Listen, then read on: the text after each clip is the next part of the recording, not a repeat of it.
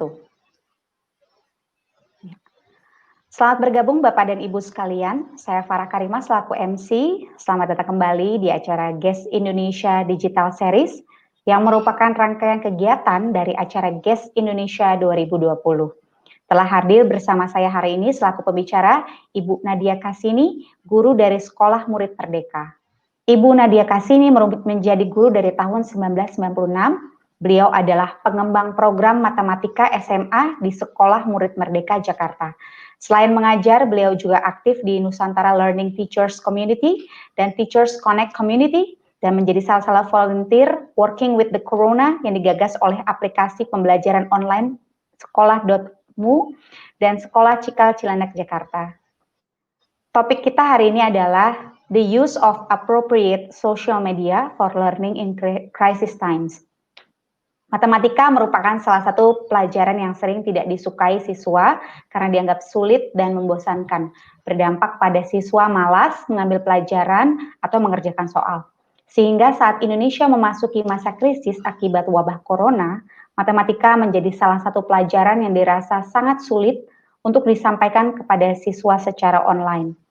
Guru yang mengajar matematika dituntut kreatif dalam memilih media yang tepat untuk digunakan mengajar, agar materi yang dapat tersampaikan dan siswa dapat memahami. Pembelajaran harus dibuat semenarik mungkin agar siswa nyaman belajar walaupun harus melalui media sosial. Kepada Ibu Nadia Kasini, waktu dan tempat kami persilahkan.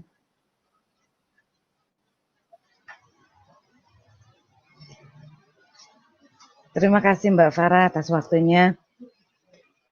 Assalamualaikum warahmatullahi wabarakatuh.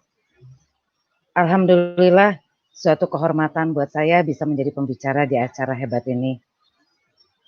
Pertama-tama saya ingin mengucapkan terima kasih kepada pihak panitia yang telah memberikan kesempatan kepada saya dan juga membantu selama persiapan presentasi ini. Mudah-mudahan kita semua selalu ada dalam keadaan sehat, kita tetap bisa bekerja walaupun sampai saat ini semua kegiatan masih harus kita lakukan dari rumah. Sekarang izinkan saya untuk memperkenalkan diri dulu.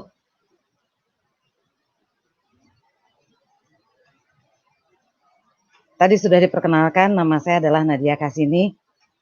Saya pengembang program matematika di Sekolah Murid Merdeka.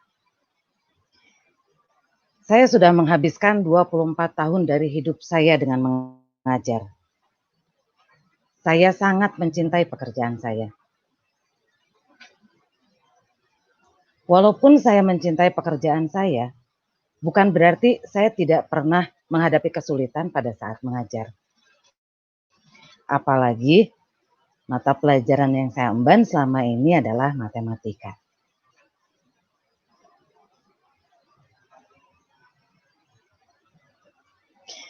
Itu sebabnya pada kesempatan kali ini, saya ingin berbagi pengalaman. Walaupun saya guru, saya tidak akan menggurui. Karena setiap guru mempunyai gaya mengajar masing-masing dan setiap guru menemukan masalah yang berbeda.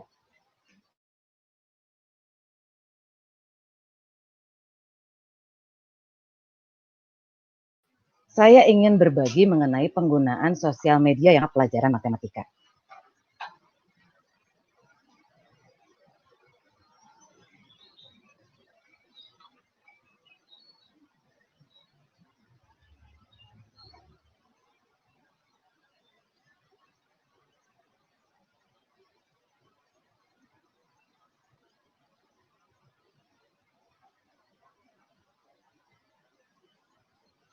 Seperti kita semua ketahui, pada tanggal 2 Maret 2020, untuk pertama kalinya pemerintah mengumumkan 2 kasus pasien positif COVID-19 di Indonesia. Meskipun sudah melewati beberapa bulan lamanya, sampai saat ini kasus positif COVID-19 masih terus bertambah. Artinya, keadaan ini masih membutuhkan kesadaran kolektif untuk tetap waspada dan meminimalisir kegiatan di luar rumah dan membiasakan diri melakukan kegiatan-kegiatan di rumah atau work from home.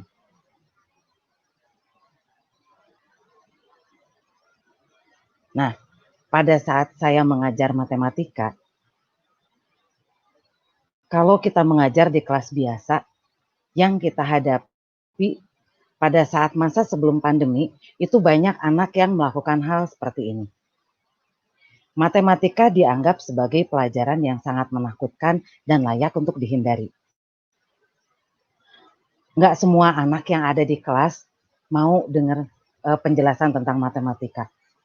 Begitu anak-anak masuk ke kelas, yang nomor satu ada di kepala mereka itu satu, matematika itu susah. Ada anak yang mau berusaha, tapi lebih banyak yang nggak mau berusaha. Itu tantangan besar buat guru matematika. Dan kita semua pasti tidak akan pernah mengira akan mengalami keadaan seperti sekarang ini. Di mana semua harus berubah 180 derajat. Dari yang asalnya kita ketemu di dalam kelas, bisa lihat langsung wajah anak-anak, bisa lihat langsung ekspresinya anak-anak. Sekarang nggak lagi kita bisa kayak gitu. Dan kita harus bisa ngejalanin ini semua. Mau nggak mau, siap nggak siap, suka nggak suka, kita, guru dan orang tua, itu pasti kena imbas yang paling besar.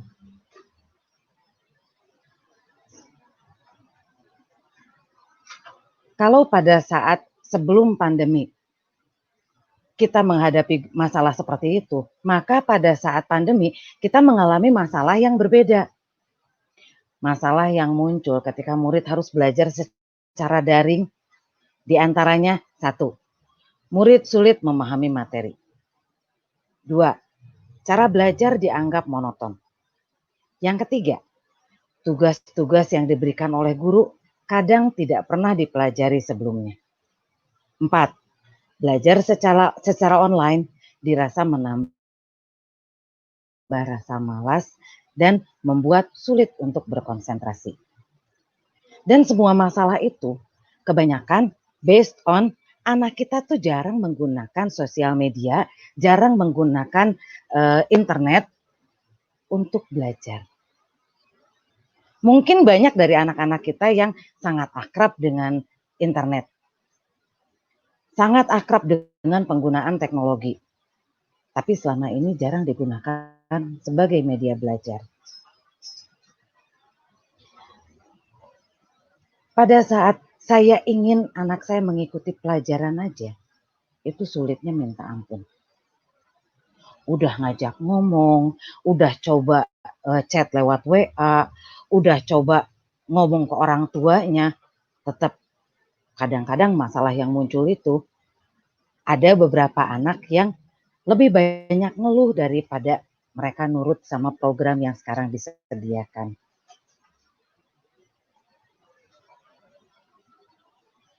Suasana jadinya kayak gini, kelas kosong, rasanya sepi banget. Sementara guru tetap harus mikirin gimana caranya ngajar anak-anak. Gimana caranya harus mendesain pembelajaran buat anak-anak.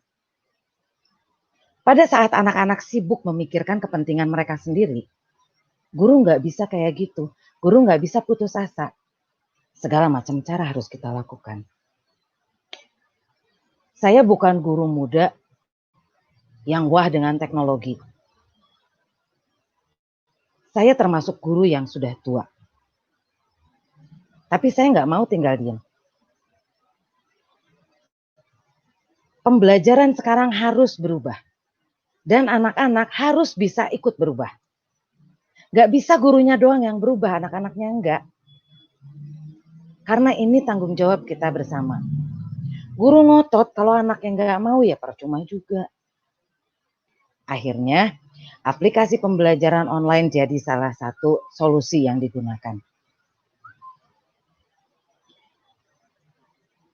Saya bisa menggunakan aplikasi Zoom, bisa menggunakan Google Meet, bisa menggunakan Google Classroom, bisa menggunakan Google Jamboard.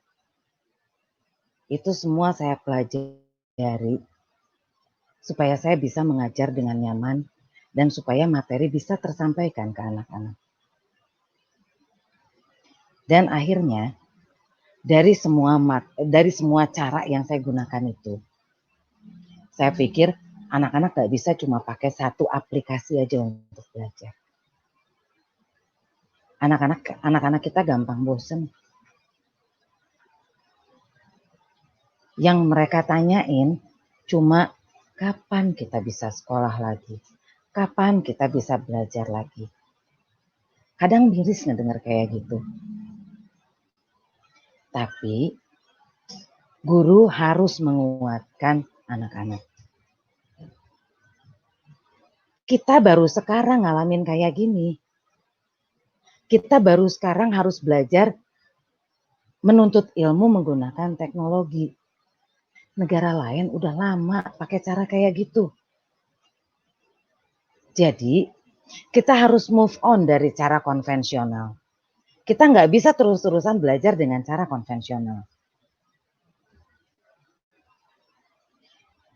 Akhirnya yang saya lakukan sekarang karena saya ngelihat ada suasana di mana anak-anak nih belajar enggak, tapi mereka pegang HP terus. Mereka buka laptop terus. Nah, saya buat materi dalam bentuk video. Saya menjelaskan seolah-olah di depan saya ada anak-anak.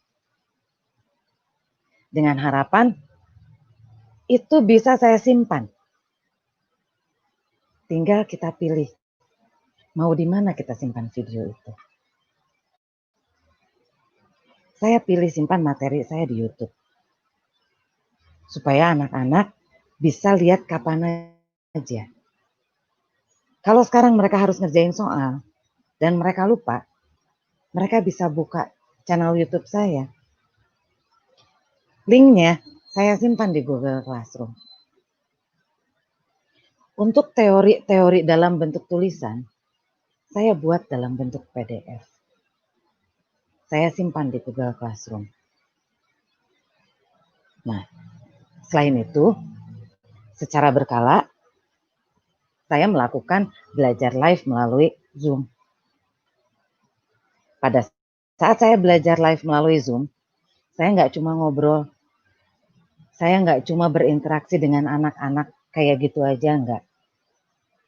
Saya gunakan Google Jamboard.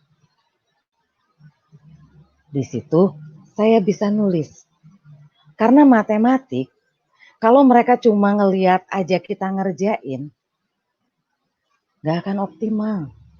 Mereka nggak akan bisa. Saya gunakan Google Jamboard supaya mereka lihat tahapan-tahapan pada saat saya mengerjakan soal. Dan Google Jamboard itu saya share ke anak-anak. Saya kasih soal satu persatu. Digilir. Hari ini siapa yang harus ngerjain soal? Saya buat suasana seolah-olah kita ada di dalam kelas. Karena kalau nggak gitu, anak-anak nggak akan pernah nganggep bahwa belajarnya kita itu belajar beneran. Mereka nggak nganggep belajarnya kita itu serius.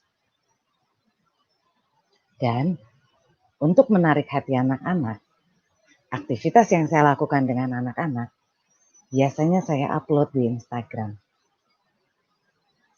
Ternyata anak-anak tuh seneng kalau sama kita di-upload di Instagram. Tahu kenapa? Karena mereka merasa diakui. Mereka merasa jadi bagian dari kegiatan ini. Di situ saya ngerasa bahwa saya nggak berjuang sendirian. Anak-anak juga mau. Walaupun tetap nggak semua. Semua balik lagi ke orang-orangnya. Intinya, jangan pernah berhenti belajar. Dan guru nggak boleh capek. Pada saat kita ngajak anak-anak kita untuk belajar, walaupun kadang kesel, satu hal yang bisa menguatkan kita. Masa depan generasi muda bangsa itu ada di tangan kita. Keren ya jadi guru. Saya bangga jadi guru. Itu sebabnya saya mencintai pekerjaan saya.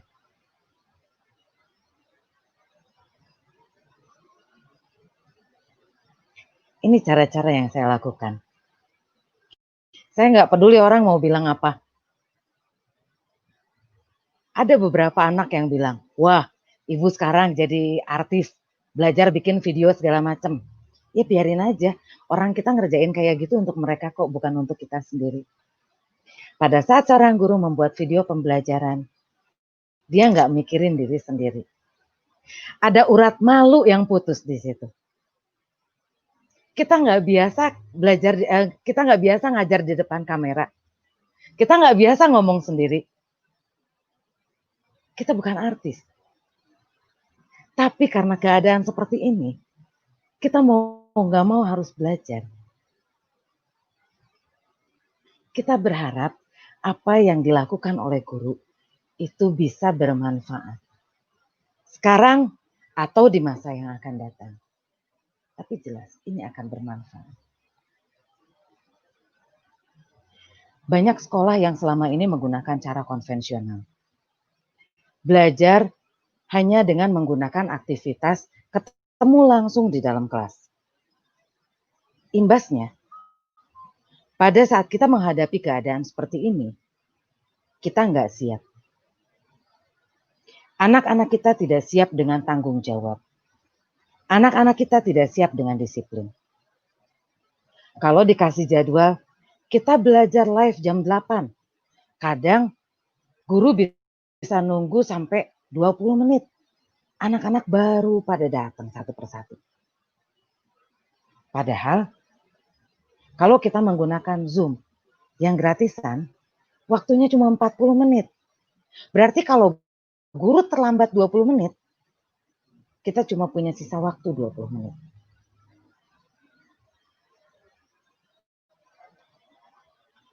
Itu yang disebut kita harus melakukan sesuatu yang baru. Apa yang disebut new normal, itu yang akan dilaksanakan oleh pendidikan kita.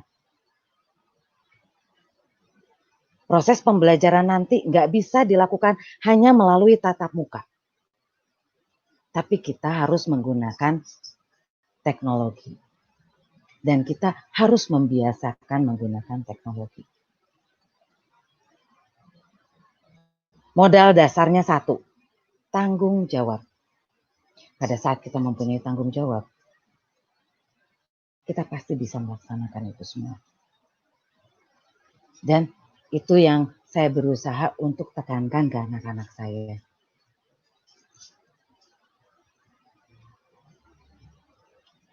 Nah, sesuatu yang berbeda, saya temukan di sini.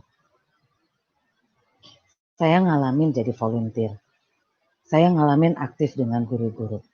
Dan saya menemukan ternyata tidak semua sekolah menggunakan cara konvensional seperti itu. Saya banyak belajar dari sini. Ada yang disebut sekolah murid merdeka. Apa itu sekolah murid merdeka?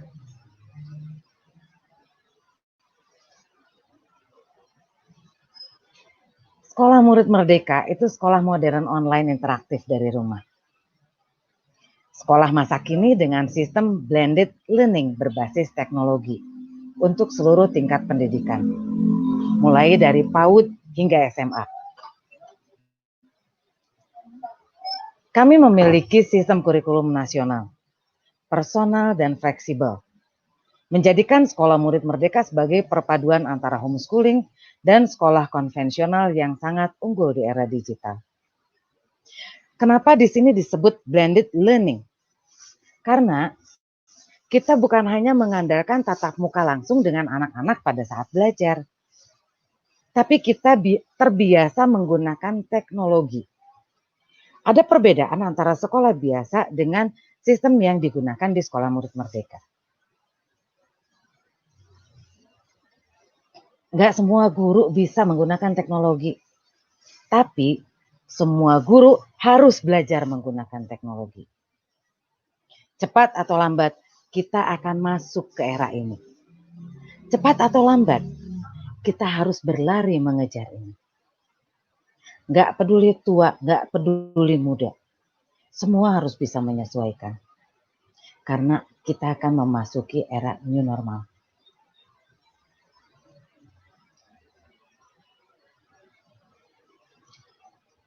kendala belajar anak yang ditemukan oleh orang tua dan guru semua hampir sama.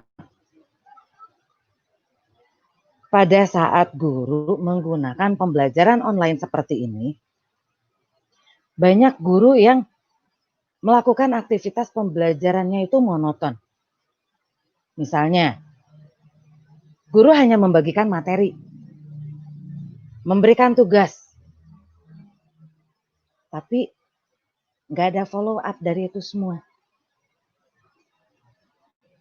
Hanya dilihat anak yang ini masukin tugas, anak yang ini masukin tugas, anak yang ini masukin tugas. Benar atau enggak? Sesudah itu dibahas atau enggak? Apa feedbacknya untuk anak-anak? Itu jadi masalah besar yang dihadapi oleh guru zaman sekarang. Orang tua mulai bingung. Kenapa orang tua bingung? Karena anak kelamaan diam di rumah. Banyak orang tua yang punya anggapan, nih anak pegang HP aja terus. Benar nggak belajar? Tahu-tahu begitu dapat laporan dari guru, nilainya merah semua.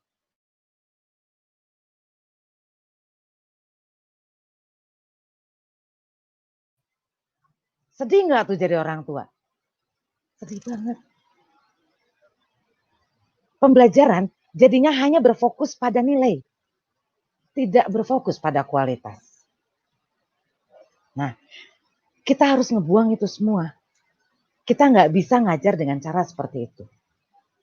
Itu sebabnya yang saya temukan di Sekolah Murid Merdeka, aktivitas belajar yang diciptakan itu aktivitas belajar yang menyenangkan. Bukan hanya menyenangkan, tapi juga bermakna. Kenapa bisa menyenangkan dan bermakna? Karena pembelajaran dilakukan dengan menggunakan tema-tema menarik. Yang butuh tema menarik bukan cuma anak-anak PAUD, anak SMK juga sama. Kalau di antara ibu-ibu dan bapak-bapak ada yang lihat channel YouTube saya, di sana bakalan menemukan. Saya sampai bikin video gimana caranya menggunakan trigonometri untuk menghitung tinggi seseorang. Dan itu saya lakukan di rumah. Kenapa saya lakukan di rumah? Kan kita lagi work from home. Kita nggak boleh kemana-mana. Saya bikin video pembelajaran itu dengan harapan supaya anak murid saya bisa paham. Ini loh fungsinya belajar. Matematika bukan hanya tentang hitungan, tapi matematika adalah konsep. Konsep berpikir. Kita belajar gimana caranya melakukan analisa. Kita belajar gimana caranya mengambil keputusan. Kita belajar gimana caranya melakukan sesuatu sesuai dengan tahapan. Berarti disiplin, mandiri, tanggung jawab, kolaborasi, kerjasama. Itu yang kita pelajari pada saat kita belajar matematika. Bukan hanya belajar ngitung. Sedih kalau ada orang yang bilang, apa ya jurusan yang gak ada matematikanya, soalnya gue gak mau belajar ngitung. Bahkan jurusan seni sekalipun kita harus belajar ngitung. Karena matematika itu konsep tentang hidup. Susah ya jadi guru matematik.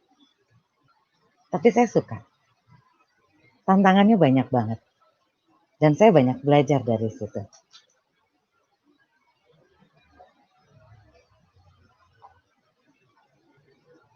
Walaupun murid merdeka punya cara belajar seperti itu, tapi kami menggunakan kurikulum nasional. Pada saat belajar, kita nggak ada batas waktu dan ruang. Selama tangan-tangan kita masih bisa kerja, masih bisa pegang HP, masih bisa buka laptop, belajar jalan terus. Karena semua pembelajarannya ada di website. Semua menggunakan aplikasi. Bahan ajar interaktif. Kok bisa bahan ajar interaktif? Nah, pada saat kita belajar, kita bukan hanya belajar live melalui Zoom atau Google Meet yang kayak gitu-gitu, enggak. Tapi Di situ juga ada video pembelajaran yang bisa diakses kapanpun anak murid butuh. Belajar jadi asik. Terus tugas-tugas itu masuk dalam bentuk portofolio. Jadi itu bakalan diperiksa sama guru. Guru adalah teman belajarnya anak murid. Kalau jadi teman belajar, berarti guru harus bikin pembelajaran itu menjadi nyaman. Anak murid boleh nanya apapun. Anak murid nggak boleh punya rasa takut untuk nanya ke guru. Jadi guru matematika yang kayak gitu nggak gampang. Karena pada saat Nadia jadi guru matematika, biasanya anak tuh nggak akan lihat Nadia tuh yang mana. Enggak. Tapi guru matematikanya itu yang nempel. Jadi anak nggak sukanya bukan karena Nadianya, tapi karena guru matematikanya. Makanya kalau guru matematika ngajarnya biasa-biasa aja, ngajarnya asal-asalan, pasti nggak akan asik. Pengajar-pengajar di Sekolah Murid Merdeka itu adalah pengajar yang berpengalaman. Dan pengalaman-pengalamannya rata-rata udah lebih dari 10 tahun. Nah, ini yang disebut kenapa ada sistem blended learning. Ada pertemuan luring dan ada pertemuan daring. Pada saat pertemuan daring, anak-anak bisa belajar sendiri. Tapi untuk kegiatan-kegiatan tertentu, itu ada pertemuan luring yang bisa dilakukan. Misalnya, kalau kita mengerjakan praktikum, itu ada pertemuan luring. Kemudian kalau ada kegiatan add-on, misalnya field trip, itu kegiatan luring. Walaupun pada masa pandemi ini, kita belum bisa melakukan pertemuan luring. Tapi pertemuan daringnya semuanya udah siap. Dan pada saat kita terbiasa dengan pembelajaran cara daring, bisa dipastikan bahwa anak-anak siap menghadapi dunia. Teknologi nggak bisa nunggu sampai kita siap. Teknologi berjalan terus. Walaupun kurikulum berubahnya hanya setahun sekali, teknologi nggak bisa nunggu sampai kurikulum berubah. Maka kita yang harus berlari mengejar.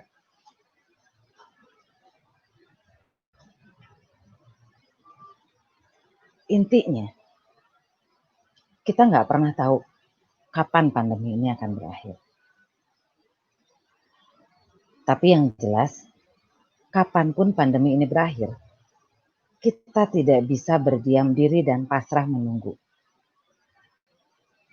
Masa depan anak ditentukan oleh apa yang kita lakukan hari ini. Dan pada saat kita nyuruh anak-anak kita untuk belajar, tolong ingatkan kepada diri kita sendiri sebagai guru, bahwa kita juga harus belajar. Karena pendidikan adalah konsep dan keteladanan. Jangan nyuruh anak-anak belajar kalau kitanya sendiri nggak mau belajar. Kita harus ngasih contoh ke anak-anak untuk belajar. Guru nggak boleh ngeluh. Karena pada saat guru ngeluh, anak bakalan ngeluh lebih parah lagi dari guru. Itu dari saya, dan perjuangan saya sebagai guru matematika belum berakhir. Anak murid saya masih banyak yang nggak mau ikutan Zoom. Yang banyak yang masih malas ngerjain tugas. Itu tugas buat kita semua. Tugas buat guru. Mudah-mudahan kita semua tetap kuat dan mudah-mudahan pandemi ini segera berakhir. Untuk semua guru di Indonesia,